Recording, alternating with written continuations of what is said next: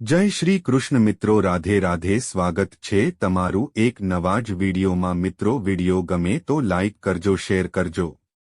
ઘરમાં આ બે છોડ ન લગાવો, આખું ઘર બરબાદ થઈ જશે. નમસ્તે મિત્રો, આપ સૌનું હૃદયપૂર્વક સ્વાગત છે.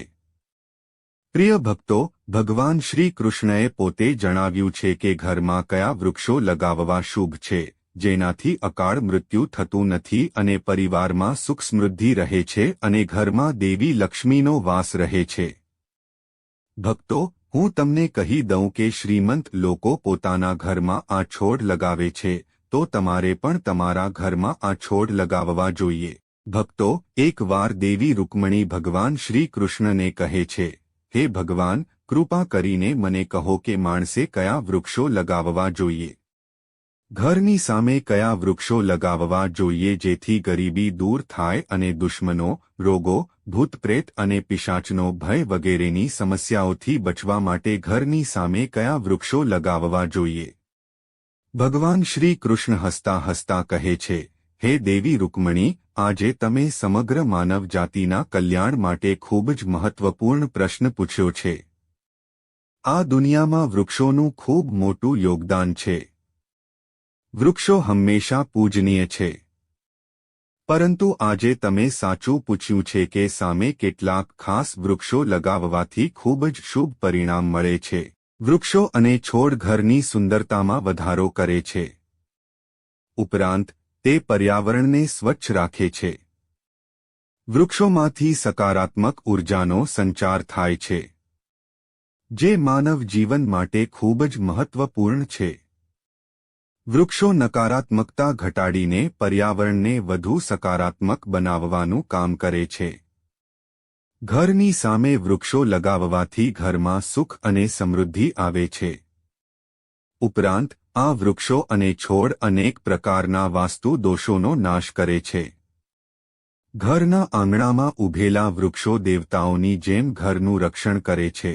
ભક્તો, ભગવાન શ્રી કૃષ્ણ કહે છે, હે દેવી, ઘરની નજીક કયા છોડ લગાવવા જોઈએ અને કયા નહીં તે જણાવતા પહેલા હું તમને એક પ્રાચીન વાર્તા કહીશ, જેના પરથી તમે સમજી શકશો કે ઇમારતની નજીક કયા છોડ લગાવવા જોઈએ અને કયા છોડ લગાવવાથી દુઃખ અને ગરીબી આવે છે.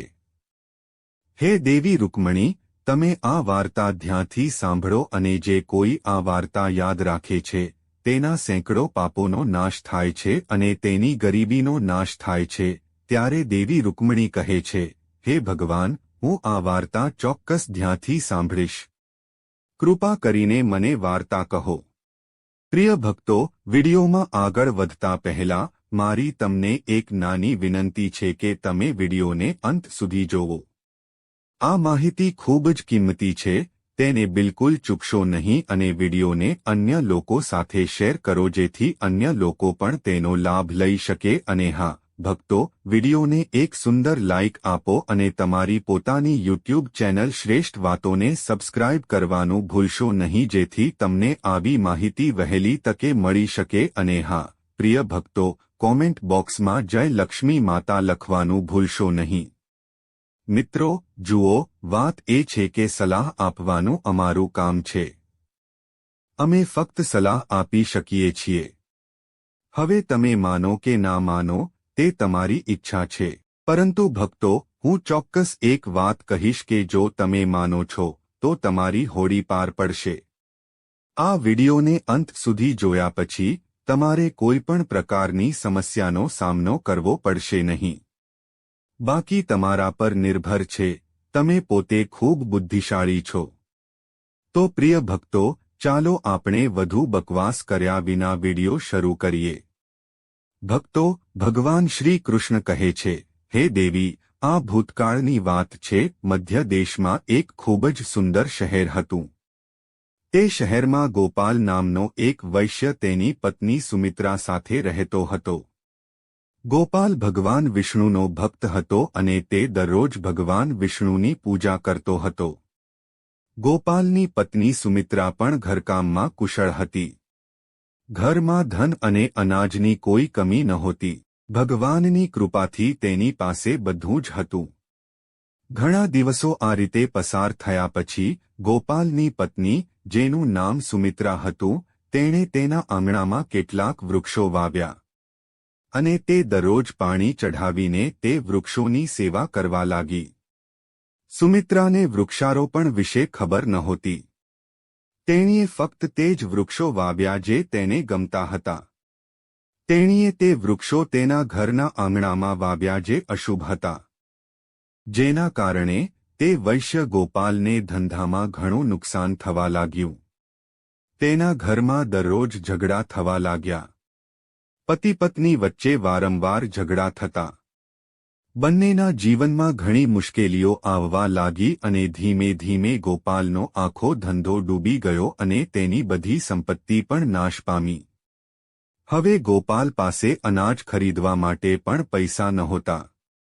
તે ભૂખ્યો રહ્યો, જેનાથી તેની પત્ની ગુસ્સે થઈ ગઈ. તેણે તેના પતિને કંઈક કામ કરવા કહ્યું.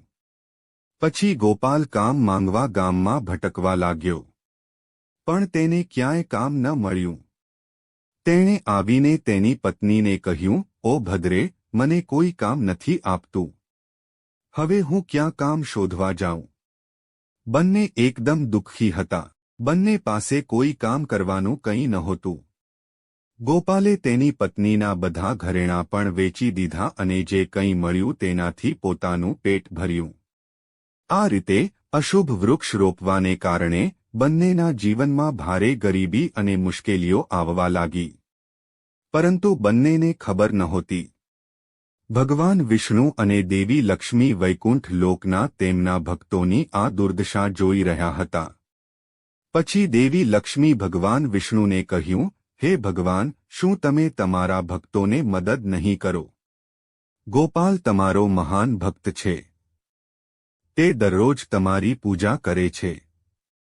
પછી ભગવાન વિષ્ણુ કહે છે, "હે દેવી, હું ગોપાલને ચોક્કસ મદદ કરીશ. પણ તે પહેલાં મારે તેની કસોટી કરવી પડશે. તેથી જ હું પોતે તેના ઘરે જઈને તેની કસોટી કરું છું." ભગવાન વિષ્ણુ સાધુનો વેશ ધારણ કરે છે અને પૃથ્વી પર પ્રગટ થાય છે. ભગવાન વિષ્ણુ સાધુના વેશમાં ગોપાલના દરવાજા પાસે જાય છે અને વિનંતી કરવા લાગે છે. પછી સાધુને દરવાજા પાસે આવતો જોઈને ગોપાલ તેનું સ્વાગત કરે છે અને કહે છે, "હે સાધુ મહારાજ, કૃપા કરીને આ ગરીબ માણસના ઘરે આવો. હું તમને કેવી રીતે મદદ કરી શકું?" ભગવાન વિષ્ણુ સાધુના વેશમાં કહે છે, "હે સાહેબ, હું તીર્થયાત્રા પર નીકળ્યો છું. હું આરામ કરવા માટે જગ્યા શોધી રહ્યો છું. જો તમને વાંધો ન હોય તો કૃપા કરીને મને તમારા ઘરમાં જગ્યા આપો. હું ઘણા દિવસોથી ભૂખ્યો છું. જો મને થોડું ખાવાનું મળે તો તે ખૂબ જ આશીર્વાદ હશે." સાધુ મહારાજના આવા શબ્દો સાંભળીને ગોપાલે કહ્યું, "હે સાધુ મહાત્મા, તમે ચોક્કસ એક પવિત્ર આત્મા જેવા દેખાશો. તમારા ચહેરા પર ખૂબ જ તેજ છે. મને તમારી સેવા કરવાનું સૌભાગ્ય મળી રહ્યું છે. મને તમારી સેવા કરીને ખૂબ આનંદ મળશે. કૃપા કરીને ઘરની અંદર આવો." પછી તે સાધુ મહારાજ અને ગોપાલ ઘરની અંદર જાય છે અને આરામ કરવા લાગે છે. ગોપાલ તે સાધુ મહારાજની ખૂબ સારી સેવા કરે છે. પરંતુ તેની પાસે એક દાણો પણ નથી. તેથી તે તેની પત્નીને કહે છે, "પ્રિય, આપણા ઘરે આવેલા સંતો અને મુનિઓ ખૂબ જ પવિત્ર લાગે છે. આપણે તેમને ભોજન કરાવવા માટે કંઈક કરવું જોઈએ. હું ગામમાં જઈશ અને કોઈની પાસે પૈસા માંગીશ." આટલું કહીને ગોપાલ ગામમાં એક ધનવાન માણસના ઘરે જાય છે અને તેને થોડા પૈસા આપવા વિનંતી કરે છે. પરંતુ ધનવાન માણસ ગોપાલ વૈશ્યને પૈસા આપવાની ના પાડે છે અને કહે છે, "તારી પાસે એક પણ પૈસો નથી. તું મારા પૈસા કેવી રીતે પાછા આપીશ?" પછી ગોપાલ કહે છે, "હે ધનવાન માણસ, કૃપા કરીને મને થોડા પૈસા આપો. હું તને જલ્દી પાછા આપીશ. જો હું પૈસા પાછા ન આપી શકું તો તું મારું ઘર લઈ શકે છે." ગોપાલના શબ્દો સાંભળીને ધનવાન માણસને તેના પર દયા આવે છે અને તેને પૈસા આપતી વખતે તે કહે છે, ઓ વૈશ્ય, જો તું પૈસા પાછા નહીં આપે તો તું તારું ઘર મને સોંપી દે. પછી તે વૈશ્ય ગોપાલ કહે છે, હે શેઠ, હું વચન આપું છું કે જો હું પૈસા પાછા નહીં આપું તો હું મારું ઘર તને સોંપી દઈશ. ગોપાલ તે શેઠ પાસેથી પૈસા લઈને બજારમાંથી દૂધ, ચોખા, શાકભાજી, લોટ, ખાંડ વગેરે ખરીદીને પોતાના ઘરે પાછો ફરે છે. પછી તે તેની પત્નીને કહે છે, હે પ્રિય, તું તે સાધુ મહાત્માઓ માટે ભોજન રાંધે છે. પછી ગોપાલની પત્ની સુમિત્રા ભોજન રાંધે છે અને તે સાધુ મહાત્માઓને ભોજન પીરસે છે. આ રીતે ગોપાલની ભક્તિ અને વફાદારી જોઈને તે સાધુ મહારાજ ખૂબ ખુશ થઈ જાય છે. ભોજન કર્યા પછી જતા સમયે તે ગોપાલને કહે છે, હે વૈશ્ય, હું તમારી ભક્તિ અને આદરથી ખૂબ ખુશ છું. તમારી જે પણ ઈચ્છા હોય મને કહો, હું તે ચોક્કસ પૂર્ણ કરીશ. પછી ગોપાલ કહે છે, હે મહાત્મા, તમારા આશીર્વાદ અમારા માટે બધું છે. પણ હું તમારી પાસેથી જાણવા માંગુ છું કે કયા પાપને કારણે મને ગરીબીનું દુઃખ સહન કરવું પડે છે. અમે ભગવાન વિષ્ણુની પૂજા કરી છે, તો પછી આપણા જીવનમાં ગરીબી કેમ આવી? આનું કારણ શું છે? અને આ ગરીબી દૂર કરવા માટે મારે કયા ઉપાયો કરવા જોઈએ? પછી તે સંત કહે છે, હે વૈશ્ય, જ્યારે હું તમારા દરવાજા પર આવ્યો ત્યારે મને ખબર પડી કે તમારા જીવનમાં ખૂબ જ ગરીબી અને મુશ્કેલી છે, કારણ કે તમારા ઘરની સામેનું વૃક્ષ તમારી ગરીબીનું કારણ છે. તેથી જ તમારે આ વૃક્ષોને દૂર કરીને તેમની જગ્યાએ શુભ છોડ વાવવા જોઈએ. તમારી પત્નીએ તમારા ઘરની સામે જે વૃક્ષો વાવ્યા છે તે અશુભ છે. તેમના કારણે તમે આટલી ખરાબ સ્થિતિમાં આવી ગયા છો. પછી ગોપાલ કહે છે, હે મહાત્મા, કૃપા કરીને મને કહો કે ઘરની સામે કયા વૃક્ષો વાવવા જોઈએ, જેથી ઘરમાં સુખ અને સમૃદ્ધિ રહે, અને કયા વૃક્ષો ન વાવવા જોઈએ. કૃપા કરીને મને વિગતવાર સમજાવો. હું તમારો ખૂબ આભારી રહીશ. પછી તે સંત કહે છે, હે વૈશ્ય, ઠીક છે, હવે હું તમને તે શુભ વૃક્ષો વિશે કહીશ જે ઘરની નજીક વાવવામાં આવે ત્યારે શુભ ફળ મળે છે. તેથી જ તમે ધ્યાનથી સાંભળો. હે વૈશ્ય ગોપાલ, જળાશય પાસે પીપળાનું ઝાડ વાવો. પીપળાનું ઝાડ વાવવાનું ફળ સેંકડો યજ્ઞો જેટલું છે. જ્યારે પીપળાના પાન તે જળાશયમાં પડે છે ત્યારે તે પિંડ જેવા બની જાય છે અને પિતૃઓને સંતુષ્ટ કરે છે. આનાથી તમામ પ્રકારના પિતૃદોષનો અંત આવે છે.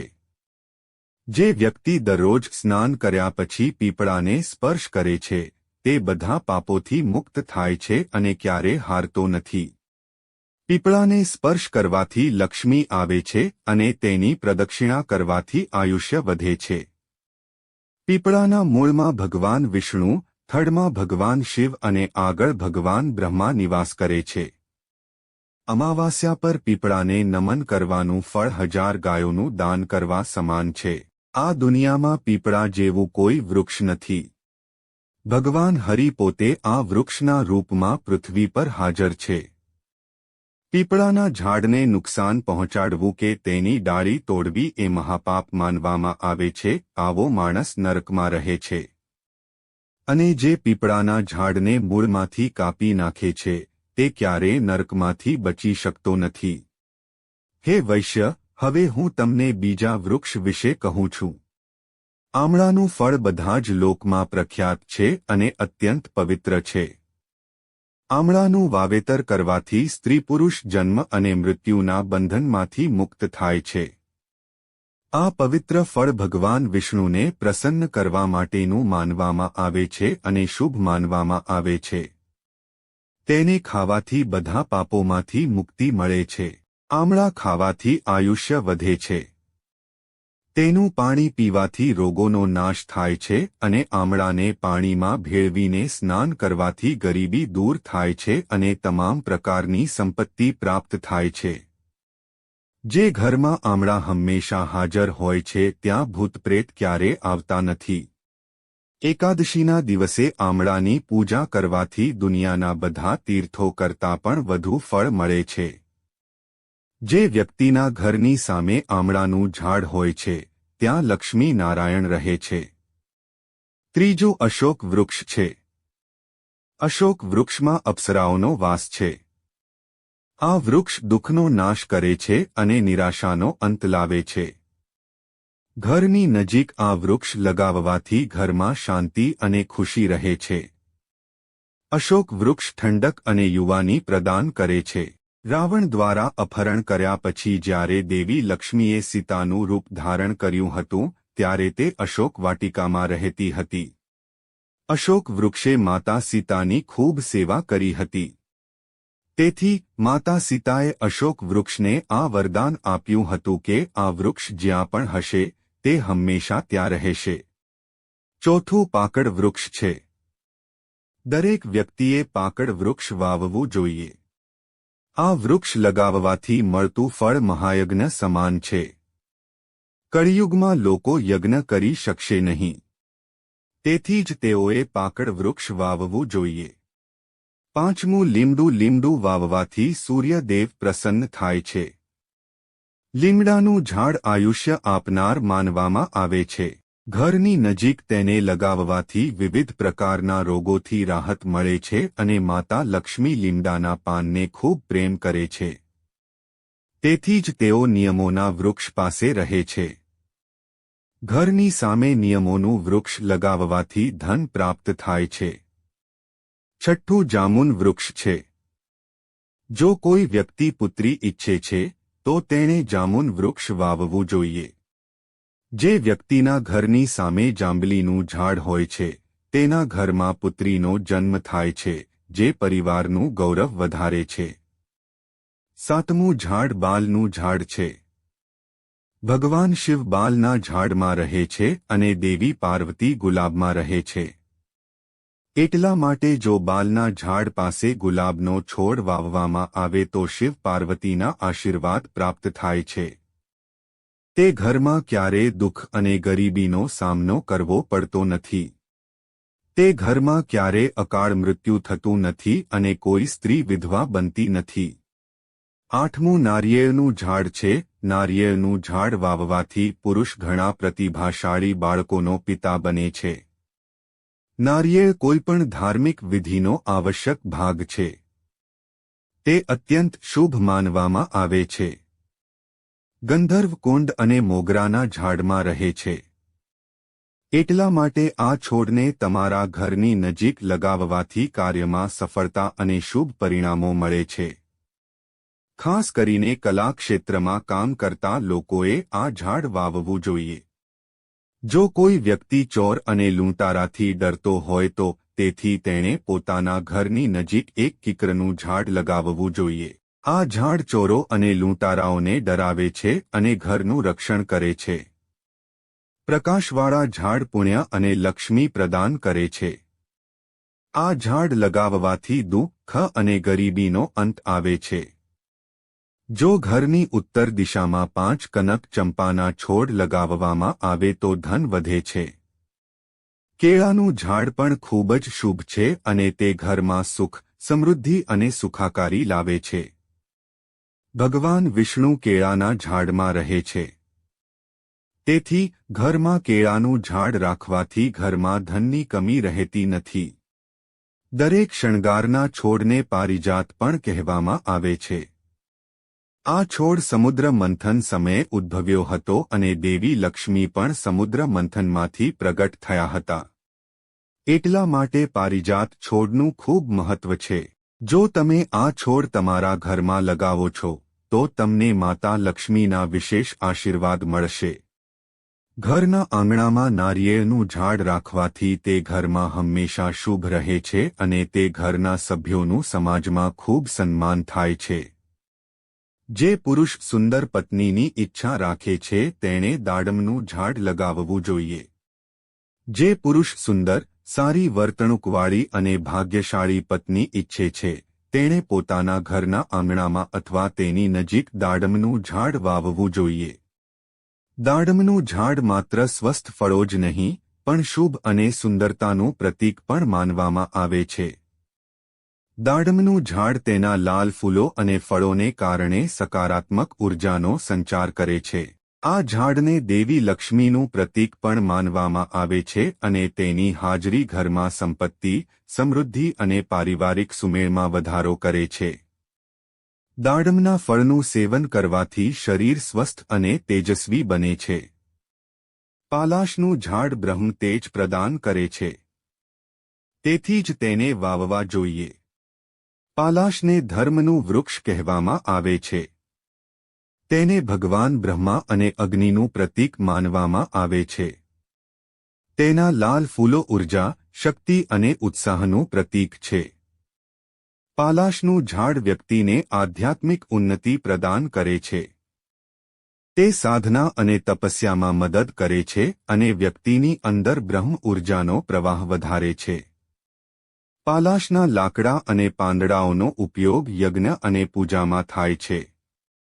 તેમાંથી બનેલી સંવિધા અગ્નિ પ્રજ્વલિત કરે છે અને વાતાવરણને શુદ્ધ કરે છે. જે વ્યક્તિ પોતાના પરિવારને વધારવા અને બાળકો મેળવવા માંગે છે તેણે અશોક વૃક્ષ વાવવું જોઈએ. જો કોઈ વ્યક્તિ કોઈ રોગથી પીડાઈ રહી હોય તો તેણે મોરિંગાનું વૃક્ષ વાવવું જોઈએ. મોરિંગાનું વૃક્ષ વાવવાથી મોટા રોગોનો નાશ થાય છે. આ વૃક્ષ સ્વાસ્થ્ય પ્રદાન કરે છે. હવે અમે તમને જણાવીએ છીએ કે ઘરની સામે કયા વૃક્ષો ન લગાવવા જોઈએ.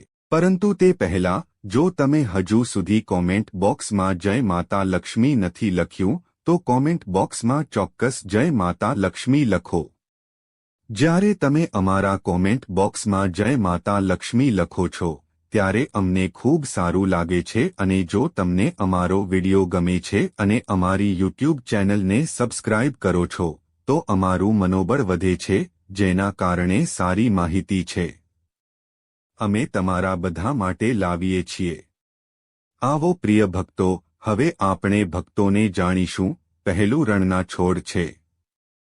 રણના છોડના કાંટા તેમની આસપાસ નકારાત્મક ઉર્જા ફેલાવે છે. આ છોડ ઘરમાં માનસિક તણાવ, ઝઘડા અને અશાંતિ પેદા કરી શકે છે. ઘરની અંદર કાંટાવાળા છોડ લગાવવાથી વાસ્તુ દોષ ઉત્પન્ન થાય છે. આ કારણે પરિવારના સભ્યોને આર્થિક સંકટ, સ્વાસ્થ્ય સમસ્યાઓ અને કૌટુંબિક વિખવાદનો સામનો કરવો પડી શકે છે. વ્યક્તિએ ક્યારેય ખજૂરનું ઝાડ ન લગાવવું જોઈએ. ખજૂરનું ઝાડ બાળકોનો નાશ કરે છે. જે ઘરની નજીક ખજૂરનું ઝાડ હોય છે તેના બાળકો ક્યારેય પ્રગતિ કરતા નથી. વ્યક્તિએ ક્યારેય પોતાના ઘરની નજીક ભેડાનું ઝાડ ન લગાવવું જોઈએ. આ ઝાડ પર ભૂતોનો વાસ હોય છે. જે વ્યક્તિ ભેડાનું ઝાડ લગાવે છે તે ભૂત બની જાય છે. તેની નીચે બેસીને ક્યારેય પૂજા ન કરવી જોઈએ. આવા છોડ ક્યારેય ઘરમાં ન લગાવવા જોઈએ. જે કાપવાથી કે તૂટવાથી દૂધ નીકળે છે. ઘરની સામે બાવળનું ઝાડ ક્યારેય ન લગાવવું જોઈએ. તેને લગાવવાથી આફત આવે છે. ઘરની સામે આલુનું ઝાડ પણ ન લગાવવું જોઈએ. તેને લગાવવાથી નકારાત્મકતા વધે છે. ધનનો નાશ થાય છે અને મુશ્કેલીઓ આવે છે. ઘરની ખૂબ નજીક આંબાના ઝાડ પણ ન લગાવવા જોઈએ. આ ઝાડનો પડછાયો ઘર પર પડવાથી અશુભ પરિણામો મળે છે. તેથી આ ઝાડને ઘરથી દૂર લગાવવું જોઈએ. કોઈ પણ વ્યક્તિએ પોતાના ઘરની સામે પપૈયાનું ઝાડ ન લગાવવું જોઈએ. આ ઝાડ લગાવવાથી ધનનો નાશ થાય છે અને ગરીબી આવે છે. જો પીપળાનું ઝાડ ઘરની પૂર્વ દિશામાં હોય તો ઘરમાં ગરીબી જોવા મળે છે. જો વડનું ઝાડ ઘરની પશ્ચિમ દિશામાં હોય તો ઘરમાં દુઃખનું વાતાવરણ રહે છે. જો દક્ષિણ દિશામાં તુલસીનો છોડ હોય તો બાળકોને દુઃખ સહન કરવું પડે છે. જો કોઈ મૃત ઝાડનો પડછાયો ઘર પર પડે તો તે મૃત્યુ સૂચવે છે. મૃત ઝાડને તાત્કાલિક ઉખેડી નાખવું જોઈએ. રણના છોડ કઠોર અને સૂકા વાતાવરણમાં ખીલે છે. આ છોડમાં કાંટા અને જાડા દાંડી હોય છે જે ભેજ અને પાણી સંગ્રહ કરવા માટે યોગ્ય હોય છે. પરંતુ ઘરની અંદર કે આંગણામાં તેમનો સ્વભાવ શુભ માનવામાં આવતો નથી. સાધુ મહારાજ તે ગોપાલ વૈશ્યને કહે છે, હે વૈશ્ય ગોપાલ, મેં તમને આ બધા શુભ અને અશુભ વૃક્ષો વિશે કહ્યું છે. એટલા માટે તમે આ વૃક્ષો વાવો અને ભગવાનના આશીર્વાદ મેળવો. ગોપાલ કહે છે, હે મહાત્મા, આજે તમે મને મહાન જ્ઞાન આપ્યું છે. હું તમારો આભાર માનું છું. પછી ભગવાન વિષ્ણુ સંતના રૂપમાં ગોપાલને આશીર્વાદ આપે છે અને તે જગ્યાએથી અદૃશ્ય થઈ જાય છે. ગોપાલ અને તેની પત્ની સાધુ મહાત્માને અચાનક અદૃશ્ય થઈ ગયેલા જોઈને આશ્ચર્યચકિત થાય છે. પછી તેઓ સમજે છે કે ભગવાન વિષ્ણુ પોતે તેમના ઘરે આવ્યા હતા. પછી ગોપાલ તે સાધુ મહાત્માની સલાહ મુજબ તેના ઘરની સામે ઘણા શુભ વૃક્ષો વાવે છે, જેના કારણે તેને અચાનક ઘણી સંપત્તિ મળે છે અને તેની ગરીબી દૂર થાય છે. ગોપાલ અને તેની પત્ની ભગવાન વિષ્ણુનો આભાર માનવા લાગે છે. પ્રિય ભક્તો, તમને આ વિડિયો કેવો લાગ્યો? અમને કોમેન્ટમાં જણાવો. જો તમે માતા લક્ષ્મીના સાચા ભક્ત છો, તો તમે માતા લક્ષ્મીનો પ્રેમ, સ્નેહ અને આશીર્વાદ મેળવવા માંગો છો અને માતા લક્ષ્મી તમારા ઘરમાં નિવાસ કરે અને તમે માતા લક્ષ્મીને પ્રસન્ન કરવા માંગો છો, તો વિડિયોને ઝડપથી લાઇક કરો અને તમારી પોતાની યુટ્યુબ ચેનલ શ્રેષ્ઠ વાતો પર સબસ્ક્રાઇબ કરો અને કોમેન્ટ બોક્સમાં ચોક્કસપણે જય લક્ષ્મી માતા લખો. મિત્રો, આ બધી માહિતી જનહિતને ધ્યાનમાં રાખીને આપવામાં આવી રહી છે. તમારી શ્રદ્ધા અને માન્યતા પર જ્યોતિષ અને ધર્મના ઉપાયો અને સલાહ અજમાવી જુઓ. વિડિયોનો હેતુ ફક્ત તમને વધુ સારી સલાહ આપવાનો છે. અમે આ સંદર્ભમાં કોઈપણ પ્રકારનો દાવો કરતા નથી. મિત્રો, જો તમને વિડિયો ગમ્યો હોય તો ચોક્કસપણે લાઇક અને સબસ્ક્રાઇબ કરો. આભાર. જય શ્રી કૃષ્ણ.